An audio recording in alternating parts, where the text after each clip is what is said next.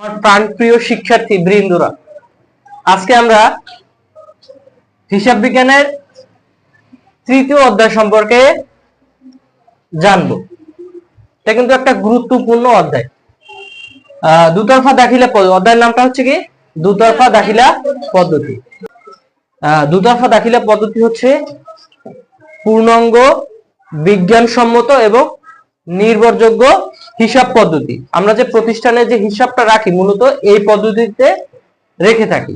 তাহলে এই দুতরফা দাখিলা পদ্ধতি প্রণয়ন করেন হচ্ছে লুকা ডি পেসিওলি, যিনি ইতালি শহরে জন্মগ্রহণ করে এবং তিনি হচ্ছে একজন গণিতবিদ, পাশাপাশি ধর্মযাজক এবং এই তোমাদের যে হিসাব বিজ্ঞান শাস্ত্রের যে জনক সেটা হচ্ছে লুকা ডি পেসিওলি। তিনি 1494 সালে এই দুতরফা দাখিলা পদ্ধতি প্রণয়ন করে। দুতরফা দাখিলা পদ্ধতির মূলনীতি বা বৈশিষ্ট্যের ভিতরে প্রথম হচ্ছে দ্বৈত সত্তা। ঠিক আছে, দ্বৈত সত্তা কি জিনিস? মনে করো যখন একটা লেনদেন সংঘটিত হয় তখন এক পক্ষ থাকে ডেবিট পক্ষ আর এক পক্ষ থাকে ক্রেডিট পক্ষ, অর্থাৎ দুইটা পক্ষ থাকে।